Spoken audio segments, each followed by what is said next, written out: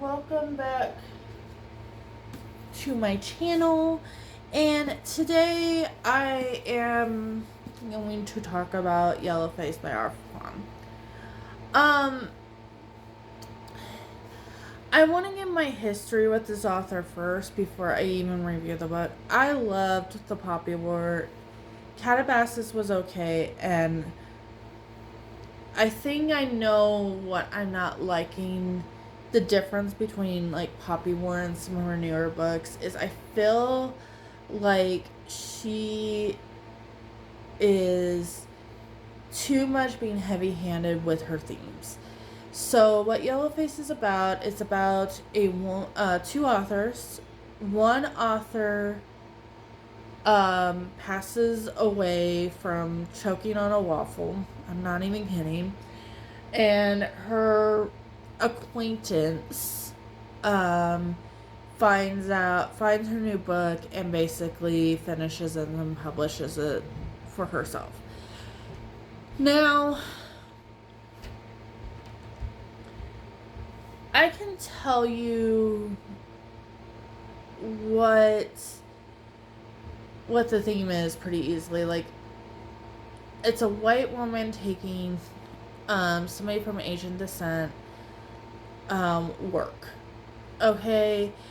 And that is the problem that R.F. Kuang is talking about, is that a lot of people of color, like, you're either used as, oh, look, we got an author of color's new book, or you are pushed aside for a white author. And I'm not talking about, like, this book really pushes the factor that her friend was the better author than her. And I think that's really important because I feel like that gives them, like, an equal footing, because does her friend deserve, like, all the recognition if she was as good? Yeah. Sorry, guys. Yeah, I feel like there is a lot to be said, like, when you're on that you're on that even playing ground. So it's like best author, they went to the same college, and one just seemed like they got the lucky streak, and the other one just doesn't seem like her writing has really gotten surpassed. Now, there is something said in this book about the editing spear and what that was kind of like. And the thing is, it's like, what this story was mostly saying, like, you just need the good story. Because when she's getting published, like, after her friend passes away from choking on a waffle, and she's going through the whole spear, like, she is getting credited for her own words. So I'm like, okay, so you're not as bad of an author as people are saying you are, or you're saying that you are. Yeah, you're not as successful, but you still seem like you have the talent, you have the ability. Now, the wrong and the right of this book, that's kind of where I think it would depend on the character that you're following. Obviously, we are following the person that June's her name. We're following June through this whole story. So we are getting her perspective on the situation. And I think if she did not experience what she experienced at the end of this book, like, what's the problem? And that's kind of most of this book is, why is she the villain? Because obviously we're following the villain. Like, we're following somebody that definitely should not have done what she did. Now, I also think of it in a way of, did the story need to be told?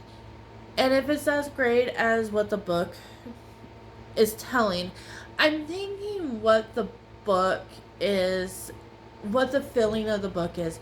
They said it's a World War I novel. So, and I'm like, okay, I could take it back a couple of time frames. And I could put it in the perspective of, if R.F. Kuang died, could not finish the Poppy War, what would she want to do? And that's what it felt like to me. And I feel like we hit this area with a lot of authors. Like, they have these big epic stories that need to be told, and what do we do if they can't finish? And that's been something that obviously has been around since writing's become this thing, is, you know, we're only human. What happens if nature takes its course? And that's kind of the big discussion in this. Obviously, Athena, which is the author that died, she didn't know that she was going to choke on a waffle that night. So when you're talking about wills and everything, when it comes to a situation like this, there's not going to be something that says, oh, I have this written, I have this story. Sorry, guys. I have this story that I wrote. It needs to be finished. This is who I want to finish it. Like, you're not going to get that level of discussion. So I put it in June's hands because we follow June. And I'm like, what would I have done in that situation? Now, they could have just published it as it is. And just been like, the lost manuscript of blank title,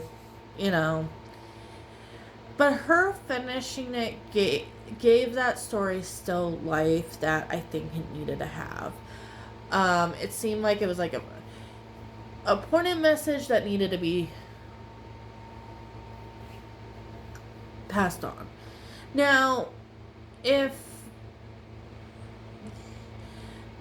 could you have taken the scene, and this is at the beginning of the book, so I don't feel like it's too much spoilers. Could you have taken it as the scene where June is seeing Athena choke on a waffle, and she did not save her? Yeah, you can take it that way, and that makes her a little bit more evil, because it makes her like, oh, like, if Athena lived, obviously she would have finished her book, and sorry guys, and she would have finished the book herself. But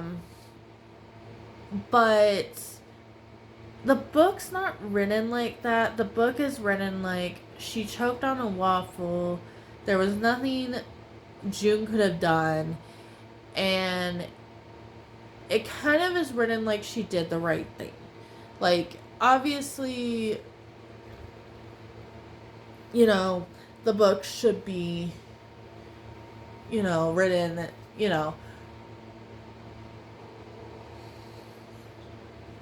sorry guys. And I'm just like, I think the worst part is that she does, like, she acts like it's her own story. Like, I get that it's a good story, but you should have been like, okay, like, explain the whole situation. And that's the bad part. Like, if she was honest, like, she was like, hey, I was the only one that saw it.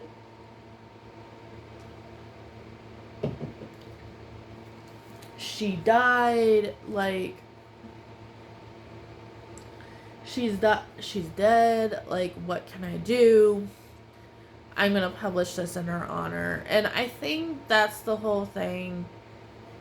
That if you want to talk about wrongdoings of this character, that's the wrongdoing. I just think she didn't take it the right direction. I don't think she was ever evil. And I think the thing that happened to her at the end, like, was kind of unnecessary. And I felt like, so right when she gets the book published, they should have just ended it there. Like, this should have just been like a mini novella. Like, it didn't need to be a novel per se, because I feel like the second half and her downfall, yeah, you're gonna feel guilty, you know. But I don't think I really needed to see that as a reader. Like, I didn't need to see. I needed to just be like, oh, you got away with it. Like, and that's how I feel about this story. Is like, I felt like it was a little too long. Like, I felt like I could have probably had a novella style. Like, it always stays as a thriller, like, with a strong message, but the end was just, it didn't feel like it was necessary to me as somebody that's in, you know. So I gave this a 3.